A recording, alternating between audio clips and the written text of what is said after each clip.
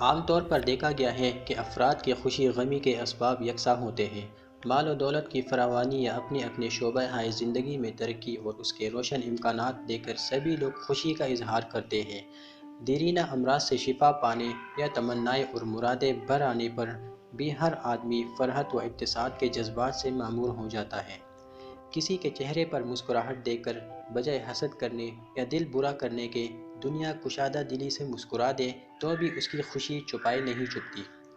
اس کے باوجود زندگی میں برا وقت آ پڑے، غربت اور محتاجی ڈیرے ڈال دے، بیماری جڑ پکڑ جائے یا ذلت و رسوائی کا سامنا کرنا پڑے تو سبھی لوگ پریشان ہوتے ہیں اور غم و اندوہ کے سمندر میں جا ڈوبتے ہیں۔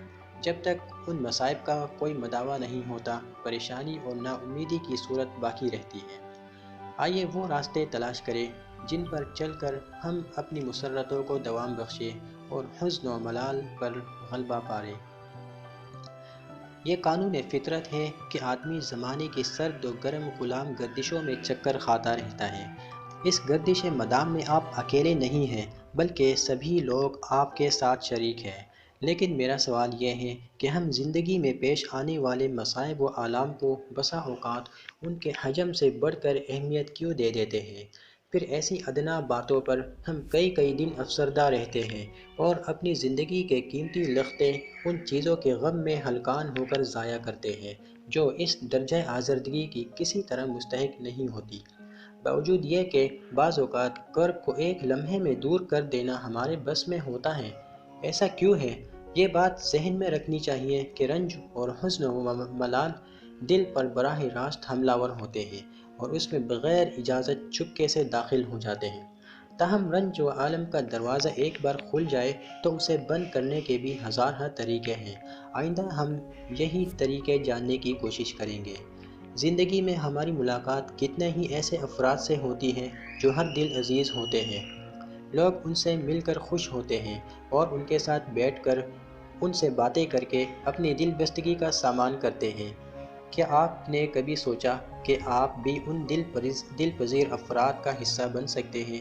آخر اس امر پر اکتفا کر کے بیٹھے رہنے کی کیا وجہ ہے کہ آپ ہمیشہ دوسروں کی خوبیاں اور ان کے کارنامے دیکھ کر حیرت آمیز خوشی، تعجب اور مرعوبیت کا اظہار کرتے رہے؟ آپ خود ایسا جاں فضا کردار ادا کرنے کی کوشش کیوں نہیں کرتے جسے دیکھ کر دوسرے حیرت اور تعجب میں مبتلا ہو؟ ایسا کیوں ہو کہ محفل دوستاں میں آپ کا کوئی ساتھی یا امزاد بولے تو سب کان لگا کر سنیں اور اس کی آواز حاضرین محفل کے سماعتوں پر چھا جائے اور لوگ اس کے انداز گفتگو سے متاثر ہو کر اس کی تعریف کریں، اور جب آپ اپنی بات کا آغاز کریں تو لوگ منہ بسور کر پیچھے ہٹ جائیں یا ادھر ادھر کی باتوں میں مصروف ہو جائیں اور گپ بازی کرنے لگے؟ عین ممکن ہو آپ کے پاس اپنے اس ساتھی سے زیادہ معلومات ہوں اور تعلیمی میدان میں آپ اس سے اعلیٰ ڈگری کے حامل ہوں یا اس سے بلند منصب پر فائز ہوں، پھر وہ لوگوں کی توجہ حاصل کرنے میں کامیاب ہو گیا اور آپ کیسے ناکام ہوئے؟